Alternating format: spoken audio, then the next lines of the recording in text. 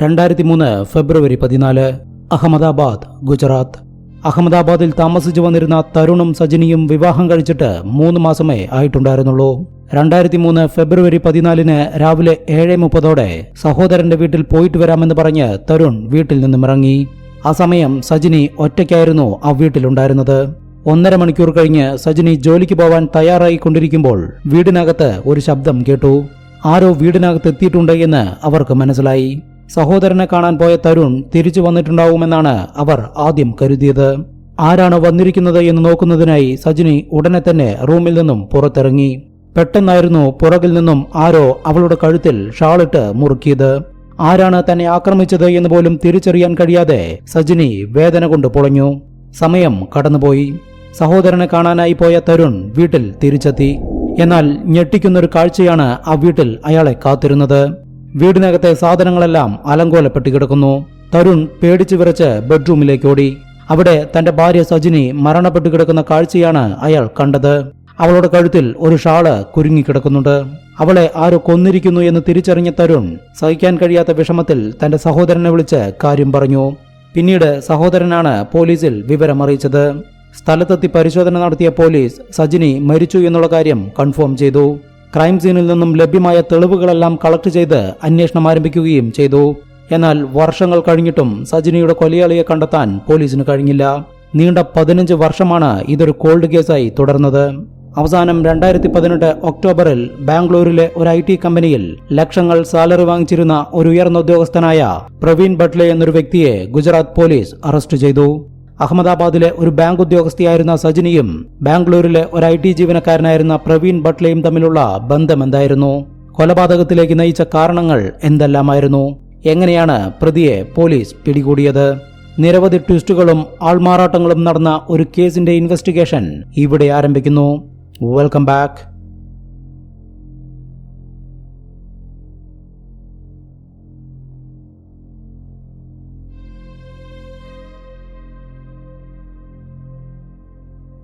അഹമ്മദാബാദിലെ കാലിക്കോ മിൽസിൽ നിന്നും റിട്ടയർ ചെയ്ത OK കൃഷ്ണന്റെയും അദ്ദേഹത്തിന്റെ ഭാര്യയും SBI ഉദ്യോഗസ്ഥയുമായിരുന്ന രമണി കൃഷ്ണന്റെയും ഏക മകളായിരുന്നു സജിനി.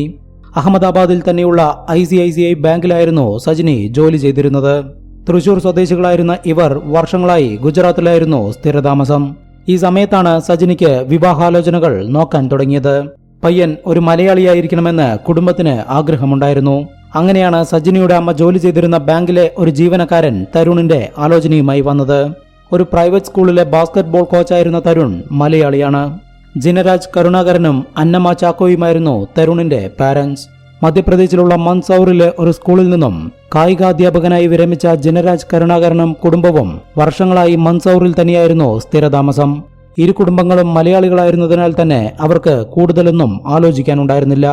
2002 നവംബർ 15 തരുണിന്റെയും സജിനിയുടെയും വിവാഹം നടന്നു. 3 മാസങ്ങൾ കടന്നുപോയി. തരുണിന് അരുൺ എന്ന പേരിൽ ഒരു സഹോദരനുണ്ട്. അരുൺ ഭാര്യയും കുട്ടികളുമെല്ലാമായി അഹമ്മദാബാദിൽ തന്നെയാണ് താമസിച്ചിരുന്നത്. 2003 ഫെബ്രുവരി 14 വാലന്റൈൻസ് ഡേ പ്രമാണിച്ച് ഇരു കുടുംബങ്ങളും ഒരുമിച്ച് പുറത്തുപോയി ഡിന്നർ കഴിക്കാൻ പ്ലാൻ ചെയ്തിരിക്കുകയായിരുന്നു. ആ ദിവസമാണ് സജിനി അതിദാരുണമായി കൊല ചെയ്യപ്പെട്ടത്. ക്രൈം സീനിലെത്തിയ പോലീസ് ടീം ആ വീട് മുഴുവൻ വിശദമായി പരിശോധിച്ചു. മോഷണ ശ്രമത്തിനിടെ നടന്ന കൊലപാതകമാണ് എന്നായിരുന്നു പോലീസിന്റെ ആദ്യ നിഗമനം. കാരണം ആ വീട്ടിലെ അലമാറിയിലുള്ള സാധനങ്ങൾ മുഴുവൻ വലിച്ചു വാരിയിട്ടിരിക്കുന്നു.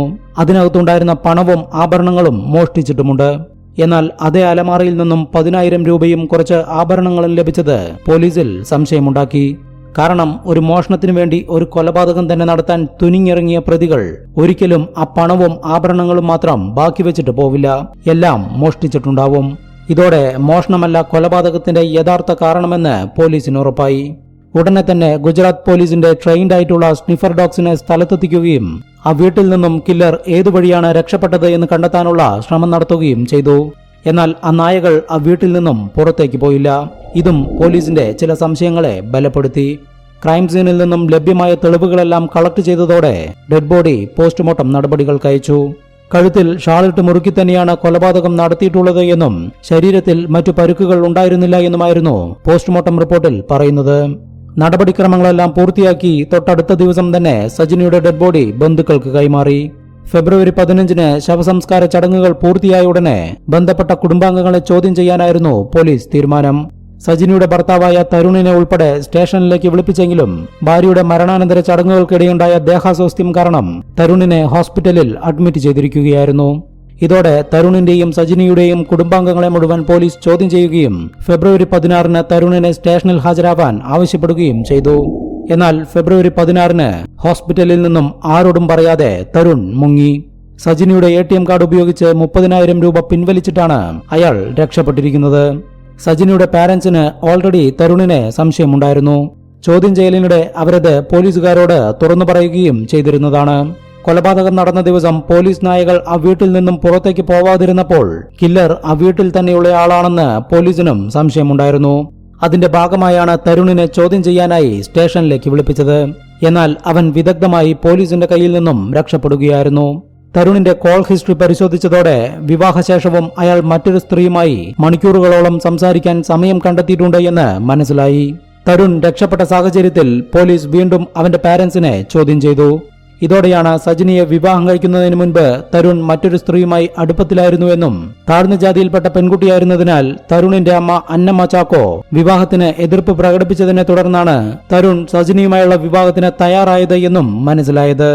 എന്നാൽ വിവാഹശേഷവും തരുൺ ആ പെൺകുട്ടിയുമായുള്ള ബന്ധം തുടർന്നു.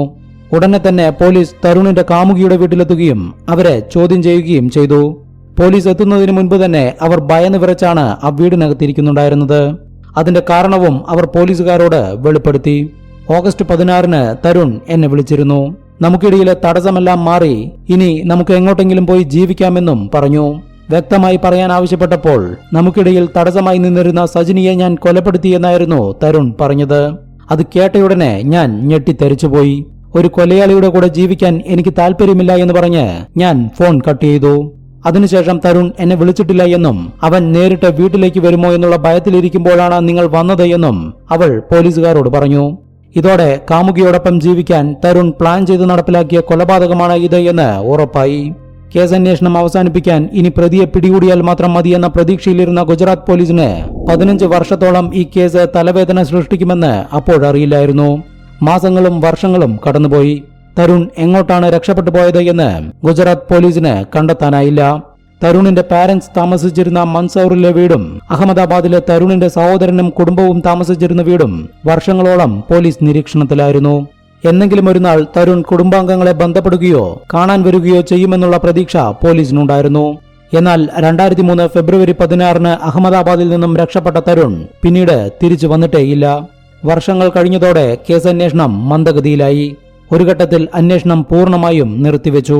സജിനിയുടെ പാരന്റ്സ് മാത്രം മകളുടെ കൊലയാളിയെ പിടികൂടണമെന്ന് പറഞ്ഞ് വർഷങ്ങളോളം പോലീസ് സ്റ്റേഷനിൽ കയറിയിറങ്ങി. മാറി മാറി വന്ന ഉന്നത പോലീസ് അധികാരികളുടെ മുന്നിൽ അപേക്ഷയുമായി ചെന്നു. ഒരു ഗുണവുമുണ്ടായില്ല. കൊലപാതകം നടന്ന് 8 വർഷങ്ങൾക്ക് ശേഷം 2011-ൽ സജിനിയുടെ പാരന്റ്സ് ഗുജറാത്ത് സർക്കാരിന് നിരവധി നിവേദനങ്ങൾ നൽകി. ഒടുവിൽ അന്നത്തെ മുഖ്യമന്ത്രിയായിരുന്ന നരേന്ദ്രമോദിയെ നേരിൽ കണ്ട് കാര്യങ്ങൾ ബോധിപ്പിച്ചു. ഇതേ തുടർന്ന് കേസന്വേഷണം ക്രൈംബ്രാഞ്ച് ഏറ്റെടുത്തു. 18 പേരടങ്ങുന്ന ഒരു ടീം രൂപീകരിച്ചാണ് ക്രൈംബ്രാഞ്ച് അന്വേഷണം ആരംഭിച്ചത്. അന്നത്തെ അഹമ്മദാബാദ് DCPയും മലയാളിയുമായ ദീപൻ ഭദ്രനാണ് അന്വേഷണ സംഘത്തിന്റെ തലപ്പത്തുണ്ടായിരുന്നത്. ഇതോടെ വാലന്റൈൻസ് ഡേ മർഡർ എന്ന പേരിൽ അറിയപ്പെട്ടിരുന്ന സജിനിയുടെ മർഡർ കേസിന് വീണ്ടും ജീവൻ വെച്ചു. മധ്യപ്രദേശിൽ മൻസൗറിലുള്ള തരുണിന്റെ വീട്ടിൽ നിന്നുമാണ് ക്രൈംബ്രാഞ്ച് അന്വേഷണം ആരംഭിച്ചത്. ഇപ്പോൾ ആ വീട്ടിൽ തരുണിന്റെ അമ്മ അന്നമ്മ ചാക്കോ മാത്രമേ താമസിക്കുന്നുള്ളൂ. അച്ഛൻ ജിനരാജ് കരുണാകരൻ കുറച്ചു വർഷങ്ങൾക്ക് മുൻപ് മരണപ്പെട്ടിരുന്നു. അവരുടെ വീടിന്റെ മുകൾ നില റെന്റിന് കൊടുത്താണ് അന്നമ്മ ജീവിത ചെലവുകൾക്കുള്ള പണം കണ്ടെത്തിയിരുന്നത്. അടുത്തിടെയാണ് മുകളിലെ താമസക്കാർ വെക്കേറ്റ് ചെയ്തു പോയത് എന്നും ഇപ്പോഴവിടെ താമസക്കാർ ഇല്ല എന്നും അറിഞ്ഞതോടെ ക്രൈംബ്രാഞ്ച് ബുദ്ധിപൂർവമായ ഒരു നീക്കം നടത്താൻ തീരുമാനിച്ചു. 2 ക്രൈംബ്രാഞ്ച് ഉദ്യോഗസ്ഥർ കച്ചവടക്കാരാണ് എന്ന വ്യാജേനെ അന്നമ്മയെ പരിചയപ്പെടുകയും അവരുടെ വീടിന്റെ മുകളിലത്തെ നില റെന്റിനെടുത്ത് താമസം ആരംഭിക്കുകയും ചെയ്തു. അവർ അന്നമ്മയുമായി സൗഹൃദം സ്ഥാപിക്കുകയും പല കാര്യങ്ങളും ചോദിച്ചു മനസ്സിലാക്കുകയും ചെയ്തു. എല്ലാ കാര്യങ്ങളെക്കുറിച്ചും തുറന്നു പറഞ്ഞിരുന്ന അന്നമ്മ ഇളയ മകനായ തരുണിനെ കുറിച്ച് മാത്രം ഒന്നും വെളിപ്പെടുത്തിയില്ല. അവൻ മരണപ്പെട്ടു എന്ന് മാത്രമാണ് അവർ പറഞ്ഞത്. എന്നാൽ അന്നമ്മയുടെ അയൽവാസികളിൽ നിന്നും വളരെ നിർണായകമായ ഒരു ലീഡ് ക്രൈംബ്രാഞ്ചിന് ലഭിച്ചു. അന്നമ്മയ്ക്ക് 2 മക്കളാണുള്ളത് എന്നും മൂത്തയാൾ അഹമ്മദാബാദിലും രണ്ടാമത്തെയാൾ സൗത്തിലുള്ള ഏതോ സ്റ്റേറ്റിലാണ് എന്നുമുള്ള വിവരമാണ് ലഭിച്ചത്. മിക്കവാറും അത് അന്നമ്മയുടെ ജന്മനാടായ കേരളം തന്നെയായിരിക്കുമെന്നാണ് ക്രൈംബ്രാഞ്ച് ഉദ്യോഗസ്ഥർ ഊഹിച്ചത്. എന്തായാലും അന്നമ്മ തരുണുമായി ഫോണിൽ ബന്ധപ്പെടുന്നുണ്ടാവുമെന്നുള്ള ഉറപ്പിൽ അവരുടെ ലാൻഡ് ഫോണിലേക്ക് വരുന്ന എല്ലാ കോളുകളും പോലീസ് ടാപ്പ് ചെയ്തു. അതിനോടൊപ്പം തന്നെ അന്നമ്മയുടെ ഫേസ്ബുക്ക് പ്രൊഫൈലും പോലീസ് നിരീക്ഷണത്തിലായി. ആ ഫേസ്ബുക്ക് പ്രൊഫൈലാണ് ഈ കേസിൽ പ്രധാനപ്പെട്ട വഴിത്തിരിവുണ്ടാക്കിയത്. അന്നമ്മയുടെ ഫ്രണ്ട്സ് ലിസ്റ്റിൽ സൗത്ത് സൈഡിലുള്ളവർ ആരൊക്കെയാണെന്ന് പോലീസ് പരിശോധിച്ചു. ആകെ 2 പ്രൊഫൈൽ മാത്രമേ സൗത്തിൽ നിന്നുമുള്ളൂ. അതിലൊന്ന് കേരളം ആസ്ഥാനമായി പ്രവർത്തിക്കുന്ന ഒരു കത്തോലിക് സ്പിരിച്വൽ ഓർഗനൈസേഷന്റെ പ്രൊഫൈലാണ്. രണ്ടാമത്തേത് ബാംഗ്ലൂരിലുള്ള ഒരു നിഷ മേനോന്റെ പ്രൊഫൈലും. നിഷയുടെ ഫേസ്ബുക്ക് പ്രൊഫൈലും പോലീസ് നിരീക്ഷണത്തിലായി. ഇതേ സമയത്താണ് സൈബർ ടീമിന് നിർണായകമായ ഒരു വിവരം ലഭിച്ചത്. ബാംഗ്ലൂരിൽ നിന്നും തുടർച്ചയായി അന്നമ്മയ്ക്ക് കോളുകൾ വരുന്നുണ്ട് എന്നും നിഷ മേനോൻ എന്നൊരു സ്ത്രീയുടെ പേരിലുള്ള നമ്പറിൽ നിന്നുമാണ് കോളുകൾ വരുന്നത് എന്നുമായിരുന്നു ലഭിച്ച വിവരം. ഉടനെ തന്നെ നിഷ മേനോനെ കുറിച്ചുള്ള ഫുൾ ഡീറ്റെയിൽസും പോലീസ് കളക്ട് ചെയ്തു. ബാംഗ്ലൂരിലെ IT കമ്പനിയിൽ ജോലി ചെയ്തിരുന്ന പ്രവീൺ ബട്ട്ലെ എന്നൊരു വ്യക്തിയുടെ ഭാര്യയാണ് നിഷ മേനോൻ. എന്നാൽ പ്രവീൺ ബട്ട്ലയ്ക്ക് സോഷ്യൽ മീഡിയയിൽ അക്കൗണ്ട് ഇല്ല. ഒരു IT ജീവനക്കാരന് സോഷ്യൽ മീഡിയ അക്കൗണ്ട് ഇല്ല എന്നുള്ളത് പോലീസിൽ സംശയം വർദ്ധിപ്പിച്ചു. എന്നാൽ നിഷ മേനോനെ മാത്രമാണ് അന്നമ്മ ഫോണിൽ വിളിച്ച് സംസാരിച്ചിരുന്നത്. എല്ലാ കോളുകളിലും അമ്മായി എന്നായിരുന്നു നിഷ അന്നമ്മയെ വിളിച്ചിരുന്നത്. പ്രവീണിന്റെ ഒരു കോളും ആ ഫോണിലേക്ക് വന്നിട്ടില്ല. ഈ സമയത്താണ് ഇൻകമിംഗ് കോളുകൾ മാത്രം വരുന്ന ഒരു മൊബൈൽ ഫോൺ കൂടി അന്നമ്മ ഉപയോഗിക്കുന്നുണ്ട് എന്ന് ക്രൈംബ്രാഞ്ച് ഉദ്യോഗസ്ഥർക്ക് വിവരം ലഭിച്ചത്. ആ നമ്പറും പോലീസ് ടാപ്പ് ചെയ്തു. മിക്ക ദിവസങ്ങളിലും രാത്രി ബാംഗ്ലൂരിലെ ഒരു IT കമ്പനിയിലെ കസ്റ്റമർ കെയർ നമ്പറിൽ നിന്നുമാണ് ആ ഫോണിലേക്ക് കോളുകൾ വരുന്നത്. ആ നമ്പറിൽ നിന്നും മാത്രമേ അന്നമ്മയുടെ മൊബൈലിലേക്ക് കോളുകൾ വന്നിരുന്നുള്ളൂ എന്നതും പോലീസുകാരുടെ സംശയം വർദ്ധിപ്പിച്ചു. ഇതിനിടയ്ക്ക് അന്നമ്മ പലതവണ ബാംഗ്ലൂരിലേക്ക് യാത്രകൾ നടത്തിയിട്ടുള്ളതിന്റെ വിവരങ്ങളും ക്രൈംബ്രാഞ്ചിന് ലഭിച്ചു. ഇതോടെ 2018 ഒക്ടോബർ 25 ഗുജറാത്തിൽ നിന്നും ക്രൈംബ്രാഞ്ച് സംഘം ബാംഗ്ലൂരിലെത്തുകയും പ്രവീൺ ബട്ട്ലെ ജോലി ചെയ്തിരുന്ന IT കമ്പനി കണ്ടെത്തുകയും ചെയ്തു. അവിടെ എത്തിയ ക്രൈംബ്രാഞ്ച് സംഘത്തിലെ ഇൻസ്പെക്ടറായിരുന്ന കിരൺ ചൌധരി പ്രവീൺ ബട്ട്ലെയെ നേരിട്ട് കാണുകയും ഒരു ഷേക്ക് ഹാൻഡ് കൊടുക്കുകയും ചെയ്തു. ആ ഷേക്ക് ഹാൻഡിലൂടെ തന്നെ തന്റെ മുന്നിൽ നിൽക്കുന്നതാരാണെന്ന് ഇൻസ്പെക്ടർ ചൌധരിക്ക് മനസ്സിലായി. വർഷങ്ങൾക്ക് മുൻപ് ഒരു ബാസ്കറ്റ്ബോൾ ടൂർണമെന്റിനിടയ്ക്ക് തരുൺ ജിനരാജിന്റെ മോതിരവിരൽ ഒടിഞ്ഞിരുന്നു. അതിനുശേഷം ആ വിരലിന്റെ ചലനശേഷി നഷ്ടപ്പെട്ടിരുന്നു. ഇതേ പരുക്ക് പ്രവീൺ ബട്ട്ലെയുടെ വിരലിലും ഉണ്ടായിരുന്നു എന്നുള്ളത് കിരൺ ചൌധരി ശ്രദ്ധിച്ചു. ഇൻസ്പെക്ടർ കിരൺ ചൌധരി പ്രവീണിന് ഷേക്ക് ഹാൻഡ് കൊടുത്തു നിൽക്കുന്ന സമയത്ത് പ്രവീണിന്റെ പുറകിൽ നിന്നും മറ്റൊരു ഉദ്യോഗസ്ഥൻ തരുൺ എന്ന് വിളിച്ചയുടനെ അവൻ തിരിഞ്ഞു നോക്കി. ഇതോടെ കഴിഞ്ഞ 15 വർഷമായി ഒളിവിൽ കഴിഞ്ഞിരുന്ന തരുൺ ജിനരാജാണ് പ്രവീൺ ബട്ട്ലെ എന്ന പേരിൽ തങ്ങളുടെ മുന്നിൽ നിൽക്കുന്നത് എന്ന് ക്രൈംബ്രാഞ്ച് സംഘം ഉറപ്പിച്ചു. തങ്ങൾ ഗുജറാത്തിൽ നിന്നുമുള്ള പോലീസുകാരാണ് എന്ന് പരിചയപ്പെടുത്തിയതോടെ താൻ പിടിക്കപ്പെട്ടു എന്ന് തരുണിനും ഉറപ്പായി. ഉടനെ തന്നെ തരുണിനെ അറസ്റ്റ് ചെയ്ത ക്രൈംബ്രാഞ്ച് സംഘം അവനുമായി അഹമ്മദാബാദിലെത്തി. ചോദ്യം ചെയ്യലിൽ നടന്ന സംഭവങ്ങൾ മുഴുവൻ തരുൺ ജിനരാജ് തുറന്നു പറഞ്ഞു. വർഷങ്ങൾക്ക് മുൻപ് നടന്ന ഒരു ബാസ്കറ്റ്ബോൾ ടൂർണമെന്റിനിടയ്ക്കാണ് തരുൺ അനിത എന്ന പെൺകുട്ടിയെ പരിചയപ്പെടുന്നത്. അനിതയും ഒരു ബാസ്കറ്റ്ബോൾ പ്ലെയറായിരുന്നതിനാൽ ഇരുവരും സുഹൃത്തുക്കളാവുകയും ആ സുഹൃത്ത് ബന്ധം പെട്ടെന്ന് തന്നെ പ്രണയത്തിലെത്തുകയും ചെയ്തു. അനിതയെ വിവാഹം കഴിക്കാൻ ആഗ്രഹമുള്ള കാര്യം തരുൺ വീട്ടിൽ അവതരിപ്പിച്ചതോടെയാണ് പ്രശ്നങ്ങളുടെ തുടക്കം. അനിത താഴ്ന്ന ജാതിയിൽപ്പെട്ട പെൺകുട്ടിയാണ് എന്ന് പറഞ്ഞ് അന്നമ്മ ചാക്കോ വിവാഹത്തെ എതിർത്തു. ഒരു വിധത്തിലും അമ്മയെ കൊണ്ട് സമ്മതിപ്പിക്കാൻ കഴിയാതെ വന്നതോടെ തരുൺ അനിതയോട് കാര്യം പറയുകയും ഇരുവരും പിരിയുകയും ചെയ്തു. അങ്ങനെയാണ് തരുണും സജിനിയും തമ്മിലുള്ള വിവാഹം നടന്നത്. എന്നാൽ വിവാഹശേഷവും അനിതയുമായി തരുൺ ബന്ധം തുടർന്നു. വിവാഹം കഴിഞ്ഞ് വെറും 3 മാസത്തിനുള്ളിൽ ഭാര്യയെ കൊന്ന് അനിതയെ വിവാഹം കഴിക്കാൻ തരുൺ പ്ലാൻ ചെയ്തു. മോഷണ ശ്രമത്തിനിടെ നടന്ന കൊലപാതകമാണ് എന്ന് വരുത്തി തീർക്കാനായിരുന്നു തരുണിന്റെ പ്ലാൻ. അതുപോലെ വാലന്റൈൻസ് ഡേക്ക് കാമുകിക്കുള്ള ഗിഫ്റ്റായും തരുൺ സ്വന്തം ഭാര്യയുടെ കൊലപാതകത്തെ കണ്ടിരുന്നു. അങ്ങനെയാണ് 2003 ഫെബ്രുവരി 14 മുൻകൂട്ടി തയ്യാറാക്കിയ പ്ലാൻ പ്രകാരം തരുൺ കൊലപാതകം നടത്തിയത്. എന്നാൽ പോലീസ് അന്വേഷണം തുടങ്ങിയപ്പോൾ തന്നെ തരുണിന്റെ പ്ലാൻ പൊളിഞ്ഞു. ഇതിനിടയിൽ വാലന്റൈൻസ് ഡേ ഗിഫ്റ്റിന്റെ കാര്യം തരുൺ അനിതയെ ഫോണിൽ വിളിച്ച് അറിയിച്ചയുടനെ അവന്റെ അടുത്ത പ്ലാനും പൊളിഞ്ഞു. ഒരു കൊലയാളിയുടെ കൂടെ ജീവിക്കണ്ട എന്ന് പറഞ്ഞ് അനിത കോൾ ഡിസ്കണക്ട് ചെയ്തു.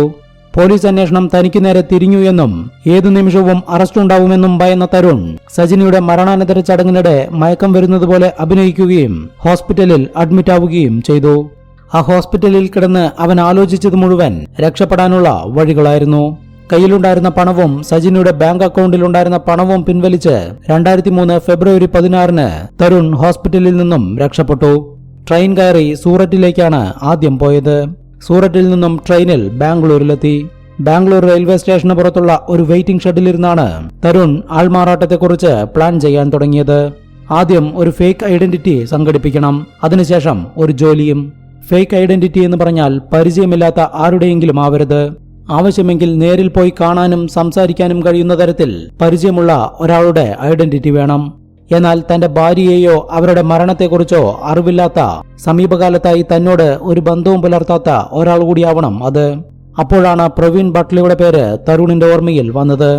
ഗോളിയോറിലെ കോളേജിൽ തരുണിന്റെ ജൂനിയർ ആയിരുന്നു പ്രവീൺ ബട്ട്ലെ.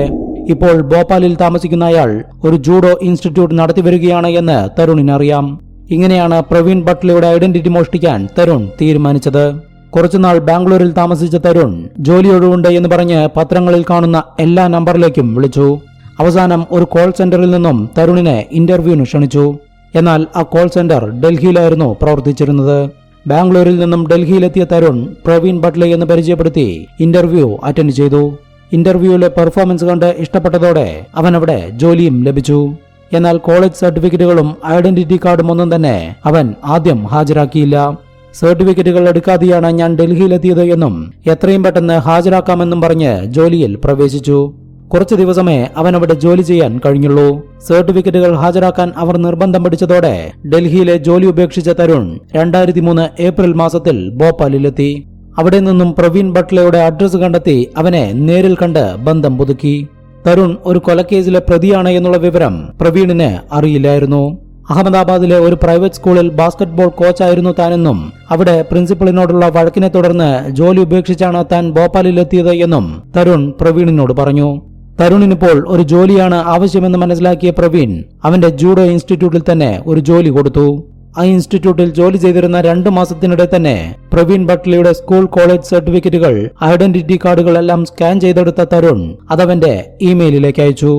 2 മാസത്തിനു ശേഷം മറ്റൊരു ജോലി കണ്ടെത്താനായി ഭോപ്പാൽ വിടുകയാണെന്ന് പറഞ്ഞ് പ്രവീൺ ബട്ട്ലയോട് യാത്ര പറഞ്ഞിറങ്ങിയ തരുൺ ജനരാജ് അതിനോടകം പ്രവീണിന്റെ ഐഡന്റിറ്റി മുഴുവൻ മോഷ്ടിച്ചു കഴിഞ്ഞിരുന്നു. പിന്നീടുള്ള 15 വർഷക്കാലം പ്രവീൺ ബട്ട്ലയായിട്ടായിരുന്നു തരുൺ ജീവിച്ചത്. ഈ വർഷങ്ങൾക്കിടെ ഡൽഹി, നോയിഡ, പൂനെ എന്നിവിടങ്ങളിലുള്ള വിവിധ IT സ്ഥാപനങ്ങളിലും കോൾ സെന്ററുകളിലും അവൻ ജോലി ചെയ്തു. പൂനെയിൽ ജോലി ചെയ്തു വരുന്ന സമയത്ത് സഹപ്രവർത്തകയായിരുന്ന നിഷ മേനോനെ പ്രേമിച്ച് വിവാഹം കഴിച്ചു. 2008 അവരുടെ പ്രണയവും വിവാഹവും നടന്നത്. തന്റെ ചെറുപ്പത്തിൽ തന്നെ പാരന്റ്സ് റോഡപകടത്തിൽ മരിച്ചു എന്നും അന്നമ്മ ചാക്കോ എന്ന അമ്മായിയാണ് തന്നെ വളർത്തിയത് എന്നുമാണ് തരുൺ നിഷയെ പറഞ്ഞ് വിശ്വസിപ്പിച്ചിരുന്നത്. വിവാഹശേഷം 2010 തരുണും നിഷയും ബാംഗ്ലൂരിലേക്ക് താമസം മാറ്റി. പ്രവീൺ ബട്ട്ലെ എന്ന തന്റെ ഭർത്താവ് യഥാർത്ഥത്തിൽ ആരായിരുന്നു എന്ന് പോലും അറിയാതെ നിഷ മേനോൻ അവന്റെ കൂടെ സന്തോഷകരമായ ഒരു ദാമ്പത്യ ജീവിതം ആരംഭിച്ചു. പ്രവീൺ ബട്ട്ലെ എന്ന പേരിൽ തരുൺ ബാംഗ്ലൂരിലെ ഒരു IT കമ്പനിയിൽ ജോലിയിൽ പ്രവേശിച്ചു. വർഷങ്ങൾ നീണ്ട കരിയറിനിടെ പ്രൊമോഷൻ ലഭിച്ച് ഉന്നത സ്ഥാനത്തെത്തി. ലക്ഷങ്ങൾ സമ്പാദിച്ചു തുടങ്ങി. നിഷയ്ക്കും പ്രവീണിനും 2 കുട്ടികൾ ജനിച്ചു. പ്രവീൺ ബട്ട്ലെ എന്ന പേരിൽ പാസ്പോർട്ട് സംഘടിപ്പിച്ച തരുൺ ഒഫീഷ്യൽ ടൂറിന്റെ ഭാഗമായി അമേരിക്കയിലേക്കുൾപ്പെടെ 2 തവണ വിദേശയാത്ര നടത്തി.